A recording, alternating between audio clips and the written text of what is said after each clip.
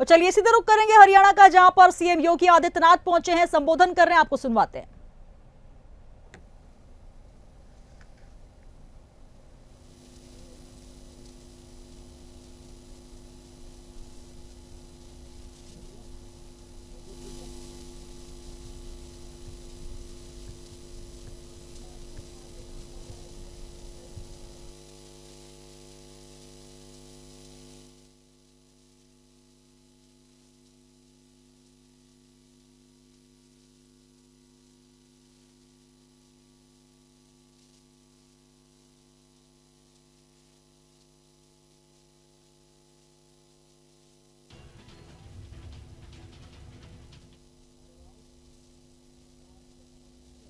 और चलिए सीधे रुख करेंगे हरियाणा का, जहां पर सीएम योगी आदित्यनाथ पहुंचे हैं, संबोधन कर रहे हैं, आपको सुनवाते हैं।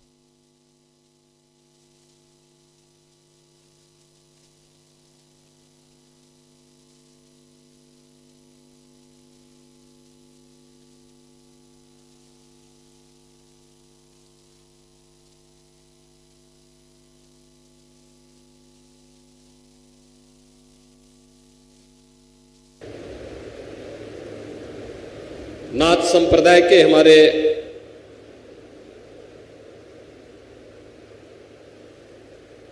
अठारह के श्री महंत समुद्रनाथ जी महाराज, 12 के श्री महंत योगी कृष्णनाथ जी महाराज,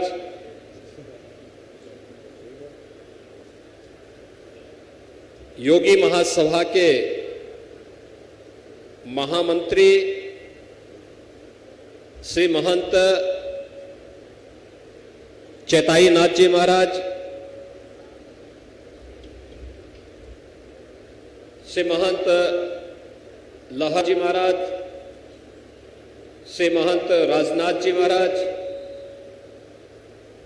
श्री महंत पुराणनाथ जी महाराज, श्री महंत हरिनाथ जी महाराज, श्री महंत शेरनाथ जी महाराज से,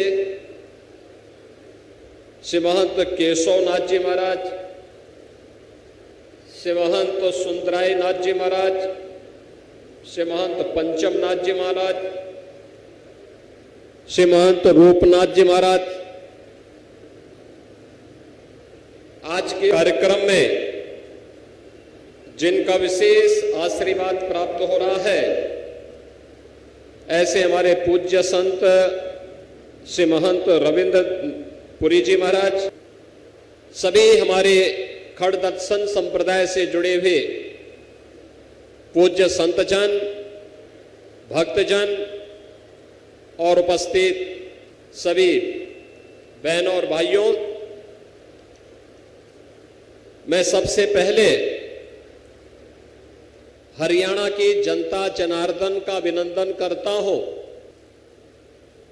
कि उन्होंने हरियाणा के अंदर एक बार फिर से करके दिखा दिया है कि आज से 200 वर्ष पहले जो उद्घोष लीलाधारी भगवान श्री कृष्ण ने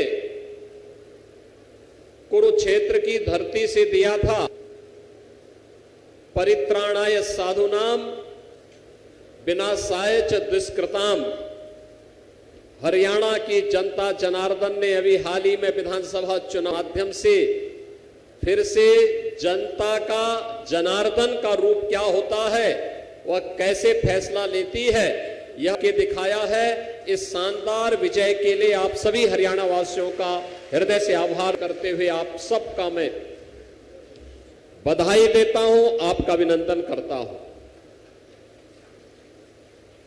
सज्जनों, ये कितना पवित्र क्षेत्र है पेवा का। कोई ऐसा सनातन धर्मावलंबी नहीं होगा जो प्रातः काल नित्य क्रिया से निवृत्त होने के बाद जब स्नान करे तो देश की जिन पवित्र 7 नदियों का स्मरण करता है कि गंगे च यमुने चैव गोदावरी सरस्वती नर्मदे सिंधु कावेरी जलस्मिन इसमिन करो कुरु की बात करता है। गंगा मैया का आशीर्वाद प्राप्त होता है, यमुना मैया का आशीर्वाद भी हमें प्राप्त होता है, कावेरी और नर्मदा की भी कृपा हम पर बरसती है, सिंधु भी है। लेकिन जिस एक नदी का स्मरण हर एक मुंह पे होता है और जिसके बगैर वाक देवी की कृपा कभी नहीं बरसती, ऐसी माता सरस्वती के रूप में जाने जाने वाली ये पवित्र धरा आज सरस्वती नदी के ही तट पर संतों का आगम यहां पर उपस्थित है और पेवा जैसी पवित्र भूमि पर विरासत के प्रति सम्मान का भाव हो, यही प्रधानमंत्री मोदी जी कहते हैं। विकास तभी सार्थक होगा जब हम विरासत का संरक्षण करेंगे। मैंने आज से लगभग 25-30 वर्ष पहले मैं गुजरात जूनागढ़ में भवनाथ तलहटी में गुरु गोरखनाथ धाम में गया था। वहां पर मुझे अपने वरिष्ठ श्री महंत शेरनाथ जी महाराज के पूज्य गुरुदेव त्रिलोकनाथ बाबू जी की एक भजन हम लोग वहां सुनते थे, जिन्होंने संतों की महत्ता के बारे में कहा।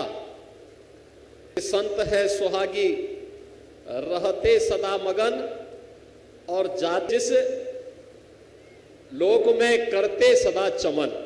और मुझे तो चमन आज आपको यहां पेवा में देखने को मिल रहा होगा कि जो यहां पर अभी श्री महंत बालकनाथ जी कह रहे थे, 4 पीढ़ी से ऐसे नीचे की ओर पतन की ओर जा रहा पवित्र सिद्ध की यह पावन धरा, पवित्र स्थान एक योग्य योगी के आने के बाद कैसे उत्थान की ओर अग्रसर होता हुआ गया है, यह भी आप सबने देखा होगा पिछले कुछ वर्षों के अंदर। यह नाथ संप्रदाय के एक सुप्रसिद्ध सिद्ध योगी गरीबनाथ जी महाराज की पावन धरा है। उनके बारे में कहा जाता है कि नाथ पंथ के 9 नाथों की परंपरा सत्यनाथ जी की परंपरा के वे अवतारी योगी थे और सत की योग की परंपरा को उन्होंने इस स्थान से विस्तार दिया था। और सत्यनाथ के योग के अंदर जहां कहीं भी रहते हैं वे अपना स्थान पेवा को मानते हैं। उनका सिर माथा पेवा है, पेवा की धरा है, यानी पेवा की धरा है। और यहां से ये विस्तार देश के अलग अलग कोने में फैलता गया। यहां की स्थिति सबके संज्ञान में थी और जब शेरनाथ जी के संप्रदाय ने कहा कि भाई आपका सिर माथा है, आपको वहां पर कुछ करना चाहिए, वे पहले संकोच में थे। मैं करूंगा, मैं सहायता कर दूंगा। सहायता करने से नहीं होगा, स्वयं प्रत्यक्ष रूप से आपकी उपस्थिति पर हो, आप वहां उपस्थित होकर के उस स्थान के बारे में कुछ कहे तो लोगों के मन में एक विश्वास जागृत होगा।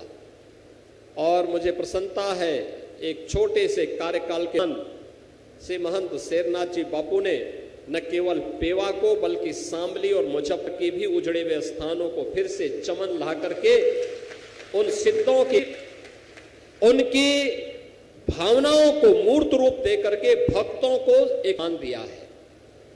इन पवित्र धार्मिक स्थलों से जुड़े हुए भक्तों के मन में एक नया विश्वास जागृत किया है। मैं आज जब यहां पे हमारे नाथ पंथ के साथ साथ खड़दर्शन संप्रदाय से जुड़े हुए पूज्य संतजन हैं, मैं उनको एक बात बहुत स्पष्टता के साथ कहना चाहता हूं। भगवान कृष्ण ने कुरुक्षेत्र की धरती पर संदेश दिया था कि परित्राणाय साधुनाम विनाशाय च दुष्कृताम, सज्जन शक्ति का संरक्षण और दुर्जन शक्ति पराभव की ओर ले जाकर के रसातल पहुंचाना है। यह कार्य अपने व्यक्तिगत जीवन में भी अपने कृतित्व के माध्यम से भी कर सकते हैं। धर्म के भी दो हेतु होते हैं। धर्म का मतलब पलायन नहीं होता। धर्म के बारे में धर्म का किसी भी योगेश्वर ने, किसी भी सिद्ध संत पलायन का नाम धर्म नहीं कहा। आप याद करिए, केरल की धरती पर जन्म लेने वाले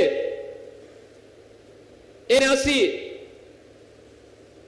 भगवान आदि शंकराचार्य देश के 4 भ्रमण करके सनातन धर्म की ध्वजा पताका को मजबूती प्रदान करते हैं। 4 पीठों की स्थापना को जन जागरण के कार्यक्रम के माध्यम से, शास्त्रार्थ के माध्यम से इस अभियान को जीवित किया। आज देश उस रूप में हम सबके सामने देखने को मिल रहा है। हरियाणा के लोकप्रिय मुख्यमंत्री जी आ गए हैं मंच पर। मैं हृदय से अभिनंदन करता हूं और इन पूरे संत समाज की ओर से उन्हें हृदय से बधाई हूं, उनका अभिनंदन भी करता हूं। सैनी जी आइए, मेरा जी जोरदार करतल ध्वनि से एक बार अपने मुख्यमंत्री जी का स्वागत तो करो।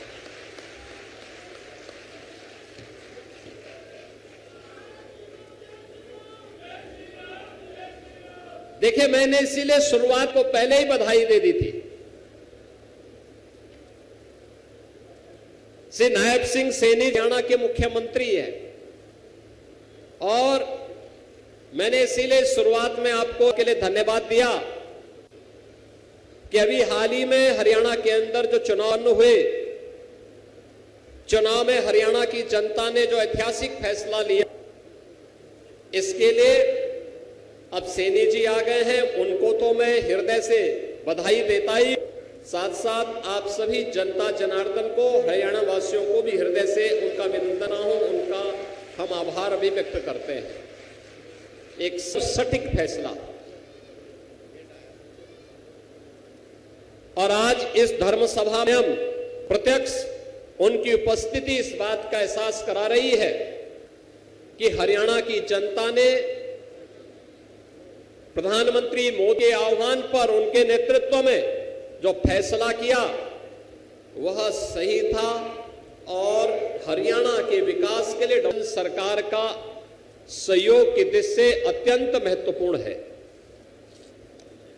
बहनों और भाइयों, मैं आपसे यही कह रहा था, धर्म के 2 हेतु हैं, एक अभ्युदय का और दूसरा निःश्रेयस का।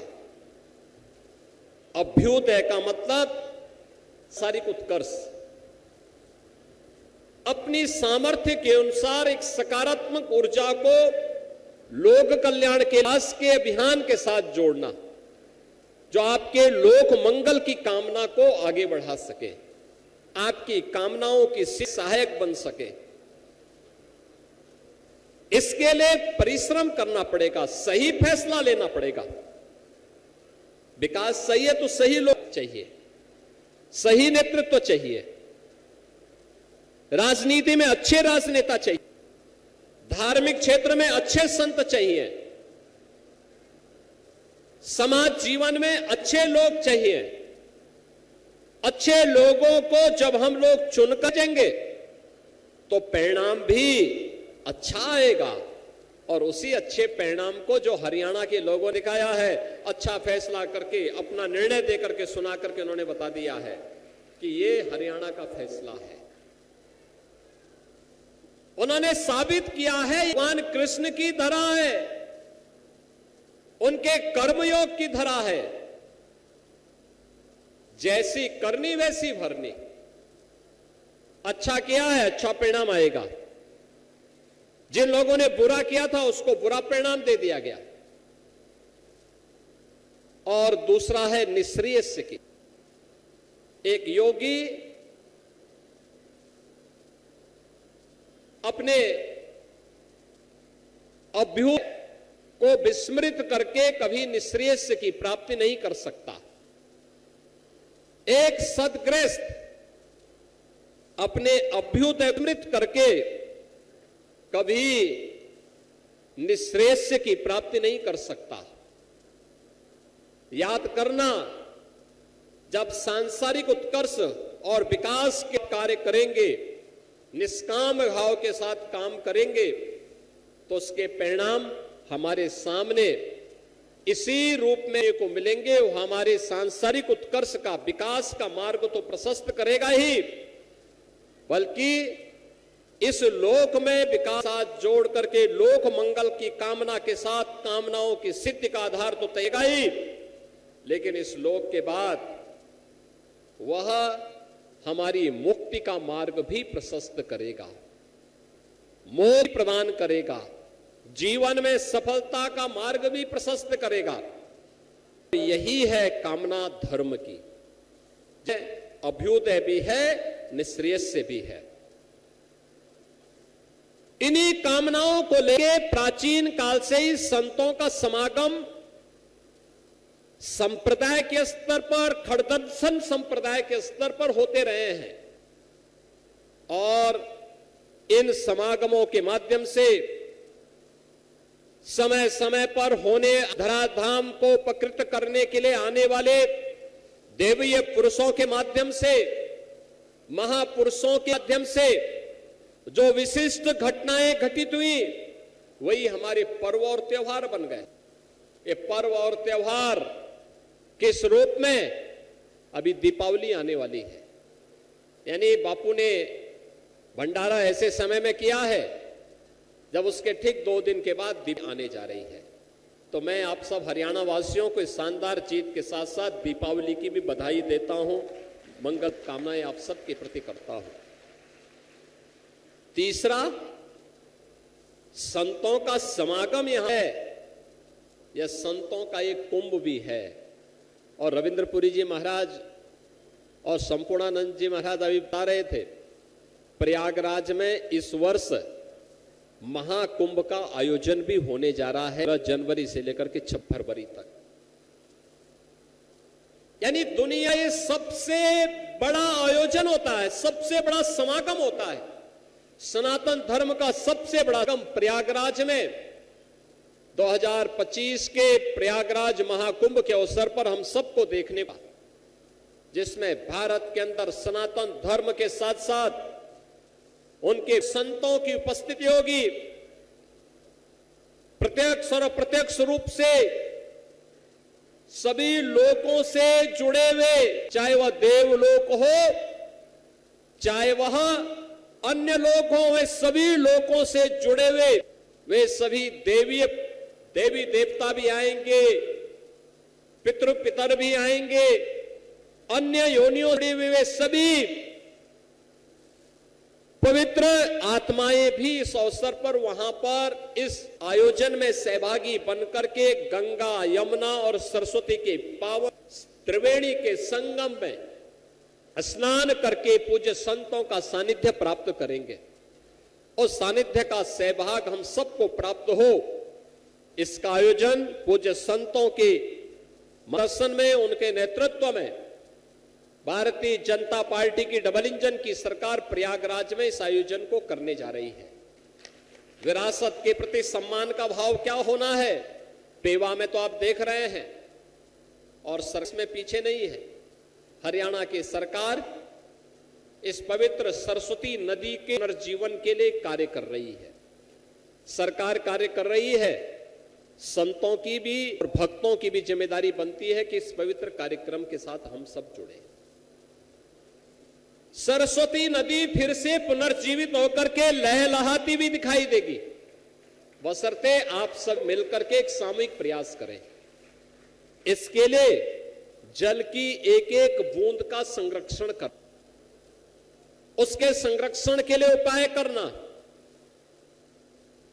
रेन वाटर हार्वेस्टिंग के लिए प्रयास करना, जल की शुद्धि के लिए प्रयास करना,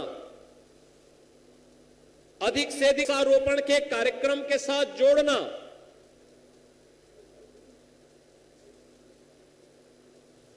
देसी पद्धति को अपना प्रयास करना, खेती भी प्राकृतिक खेती का अगर आप कर सकेंगे, गौ आधारित भी कर पाएंगे, तो यह भी इस नदी को पुनर्जीवन करने का एक उपाय हो।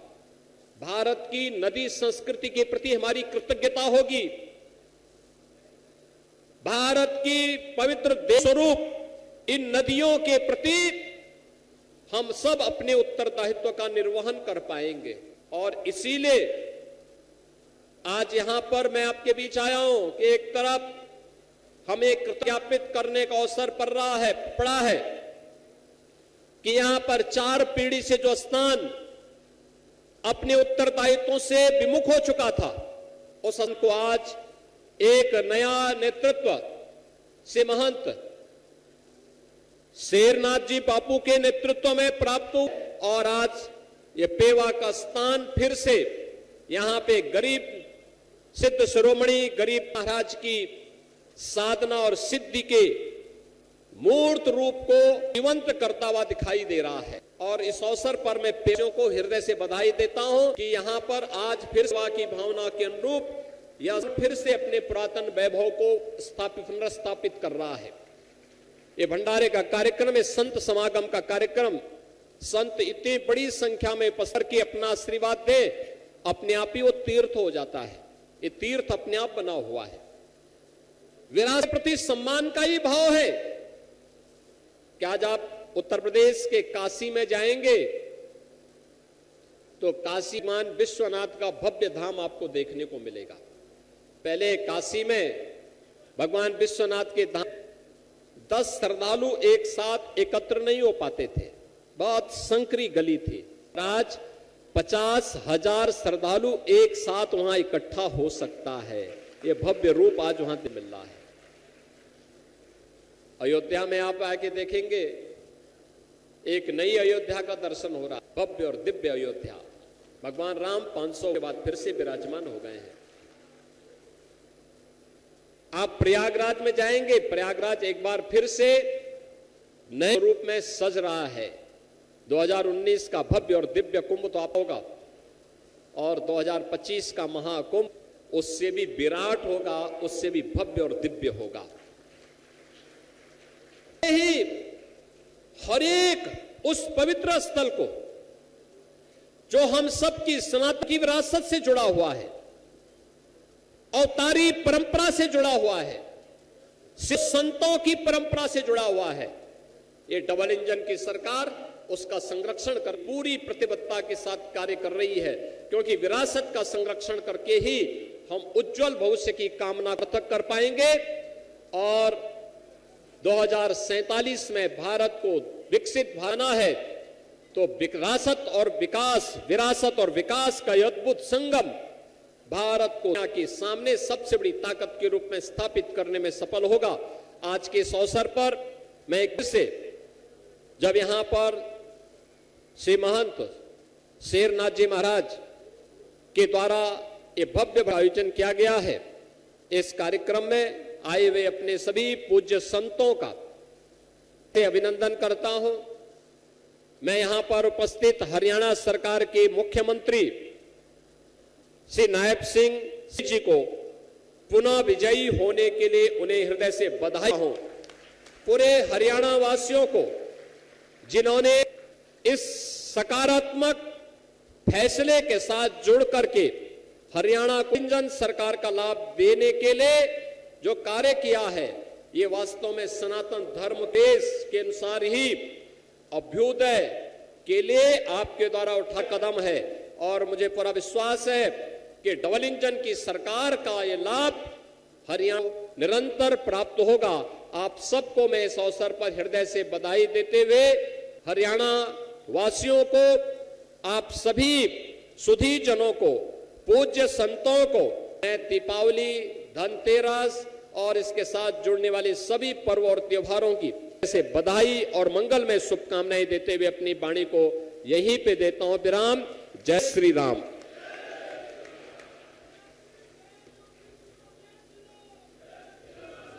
बहुत धन्यवाद श्री महंत योगी आदित्यनाथ जी महाराज जी ने अपने पावन वचनों द्वारा सभी को मंत्र मुग्ध हमारे